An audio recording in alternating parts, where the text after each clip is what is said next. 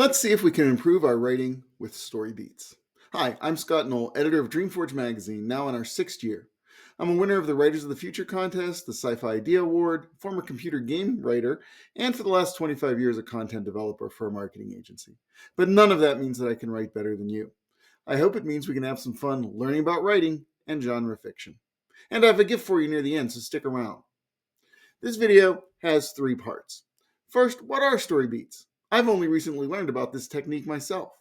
Second, what kind of story beats are there? And third, we'll revise a scene I've written for my elephant novel with story beats.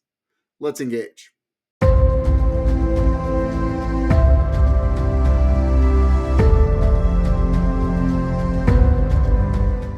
Hey, when your words seem to lie flat on the page and there's no spice that brings out their flavor, what can you do? How can you entice your readers with the aroma of a great story? And the answer might be smaller and more interesting than you think. Today we'll be exploring story beats. These are fundamental building blocks that make narratives work. Think of beats as the molecules of storytelling, the smallest functional units that when combined create scenes, chapters, and eventually entire worlds. As I've said, I've only recently started working with story beats, so this is all as fascinating to me as it may be to you. So let's explore together. A story beat is essentially a moment of change, a micro interaction that moves your narrative forward. Each beat typically follows a simple input-output structure, at least that's the way I look at it. Something happens, and then something changes as a result. For example, a detective finds a footprint in the mud. That's the input. The output, she realizes the killer must be left-handed. Each beat propels both the story and the emotional journey forward, creating that momentum that keeps your reader engaged. The concept of beats seems to have gained prominence in screenwriting through Robert McKee's 1997 book Story. But it's been with us, since Aristotle's time, just using different words and different ways of expressing it. These atomic units of narrative appear in every form of storytelling, so it doesn't matter if you're writing a blockbuster film or making a TikTok video. What is the function of beats? Well, they can strengthen connections between characters or show characters under pressure. In world building, beats can help you establish your setting and rules. You can use beats to redirect your reader's focus or smoothly connect different story elements. Using beats can keep your writing tight and help you trim unnecessary content, identify pacing issues, and ensure every line serves your narrative's momentum. The power of beats is that they work at every scale, from individual sentences to entire narrative arcs. This structure of input and output, action and reaction, helps readers feel the natural flow of cause and effect in your writing. Okay, so now that we understand the basic idea of what story beats are, let's explore the different types of beats that science fiction and fantasy writers use to craft their narratives. We'll start with active build-up beats. These beats strengthen connections and develop relationships between characters. They show growth, understanding, or deepening bonds. A good example is in Lord of the Rings when Sam carries Frodo up Mount Doom. This beat solidifies their friendship at its most crucial moment, showing Sam's unwavering loyalty and Frodo's complete vulnerability. Next, reactive breakdown beats. These show characters under pressure, revealing vulnerabilities when faced with obstacles or conflicts. Let's take Star Trek, always one of my favorites. When Admiral Kirk learns of Spock's sacrifice to save the Enterprise, and here we're talking about Star Trek II, The Wrath of Khan, his composed demeanor as a captain, it crumbles. This beat shows us Kirk's deep affection for his friend and his struggle with mortality. I have been and always shall be your friend. I remember seeing that in the movies for the first time, and there was a little kid somewhere in front of me in the audience who said, "Spock die?" And his mom said yes, and he just started bawling. Story beats can affect us at every age, and they're very impactful, so they can strip right through our cognitive abilities and go right to the heart. What about world building beats? These establish your setting, rules, and atmosphere, and they give context to character actions. An example would be from one of my favorite novels, Dune, when Paul Atreides witnesses that massive sandworm for the first time. This beat efficiently establishes Arrakis as an alien, dangerous environment while introducing the mystical significance of these creatures to the Fremen culture. Camera shifting beats. These redirect audience focus, revealing new information or changing perspective. For an example, Battlestar Galactica, when characters who believed they were human discover they are Cylons. This beat automatically shifts our understanding of their motivations, and the entire series' narrative trajectory changes when we learn that, Boomer's really a Cylon who's trying to blow up the Galactica. Transition beats. These smoothly connect different story elements, characters, or timelines. A visual example from 1968's Planet of the Apes film. Do you remember that scene where Taylor, that's Charlton Heston, and his fellow astronauts, they're trekking across the Forbidden Zone after their spaceship crashes? As they walk through the barren landscape, there's a point where the camera pans upward to show the sun crossing the sky, and when it pans back down, the characters have changed from wearing spacesuits to tattered uniforms. Their beards have grown, and their water supplies are nearly depleted.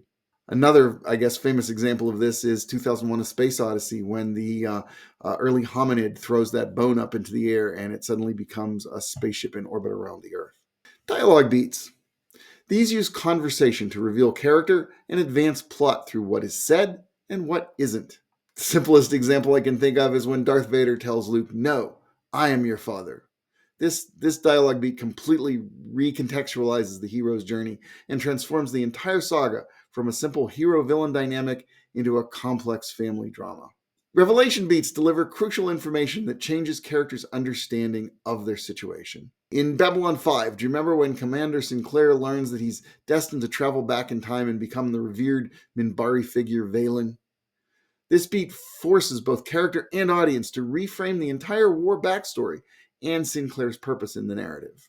Understanding these different beat types gives you precise tools to craft your science fiction and fantasy narratives. The most compelling stories use a variety of beats, carefully orchestrated to create rhythm, tension, and emotional impact, whether you're exploring distant galaxies or magical realms. Okay, so of course, having learned a bit about story beats, I wanted to see if I could apply it to the sci-fi elephant novel I'm working on, which I'm calling Cradle of Memory. So, the novel starts out when two young scouts from a naval expedition discover intelligent elephants studying astronomy in the ruins of an eternal city. Together, Kai and Dom have to navigate unknown dangers as they uncover the mysterious connection between Earth's past and a future where both humanity and the elephants must learn to travel the stars together. For my work with story beats, I picked an early scene where the protagonist Kai discovers intelligent elephants through a spyglass. Let's see if story beats can make it better. In the original, Kai spots the elephants without a clear beat structure. It wasn't until he moved the scope to the right of the building that Kai received the shock of his life. "Monsters," he shouted, turning to Dom and suddenly aware his voice might carry the distance. This works. It's just the natural way I write, but lacks the tension and emotional depth that you can get when you look at it and integrate some defined beats. With input-output beats, that same moment can gain more dramatic power. So let's break it down. Input: he moved the scope to the right of the building. Output: "Monsters," he shouted, turning to Dom, suddenly aware his voice might carry the distance. Reactive breakdown beat. All ears within a standard kilom would have heard him. His hands shook and the scope's view blurred. By separating the cause from the effect and adding a reactive breakdown beat, what we did there was create a micro arc that intensifies the emotional impact while maintaining the original story point. Now, world building. In my original text, it describes the elephants functionally, but without a lot of sensory depth. Their heads were massive, with huge fan-shaped ears on either side and a long serpentine limb where its nose should be, swaying and reaching with graceful dexterity. Keep in mind these characters have never seen elephants before, at least Kai hasn't. Dom has seen them in books. But world building after. With a dedicated world building beat, the same description becomes a bit more immersive.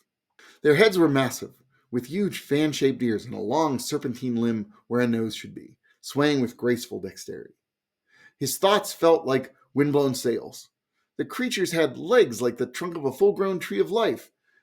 Was it a snake and a whale and a tree commingled with some witchery still present in this eternal city? This world-building beat adds Kai's internal reaction and culturally specific references that enrich both the setting and the character simultaneously. Now let's talk about camera shifting. In the original, I have the visual scene moving from trees to structures in the landscape without clear visual direction. So now we're going to kind of think of it as if we're actually directing a camera. Kai could see what appeared to be arbors for shade, a retaining wall near a stream, and, in the direction Dom had been looking, a small building. Now, let's look at that as though we're actually kind of directing a camera. And that's called a camera shifting beat, of course. The spyglass caught structures, arbors for shade, a retaining wall near a stream, and in the direction Dom had been looking, a small building resembling the quartermaster's deck house aboard the Furious. This beat creates more of a cinematic quality, directing the reader's attention with purpose rather than chance, and building anticipation for the major revelation. Okay, the transformation. The most powerful improvement comes from the cumulative effect of these beats. Together, they create a clearer emotional journey, more vivid sensory details, and better pacing with deliberate tension and release. Not to mention a cinematic quality that draws the reader deeper into the scene. By implementing story beats, we've transformed a good scene into a great one. Well, that might be going a little far, but not by changing what happens, but by controlling precisely how it unfolds, beat by beat. Now, what do you think of story beats so far? Hey, they hurt my head. I've been writing for 35 years without using story beats, and of course, I don't have a fiction writing career to show for it. Maybe there's something there. But it feels to me like there are things I do naturally that approach the concept of story beats, but that when a scene isn't quite working, sitting down and forcing myself to think about the beats can help tighten up the prose and make it more engaging. What about you? Do story beats make sense to you? Will you give them a try? Let me know what you think in the comments. Also, I'll have a link down there to my article that I wrote about story beats online at Dreamforge. Thank you for staying with me so far. You deserve the great collection of short stories we have in issue 18 of Dreamforge Anvil. All human written and more engaging and imaginative than you've seen in a long time.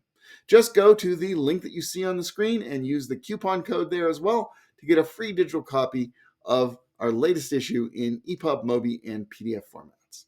Until next time, bye-bye.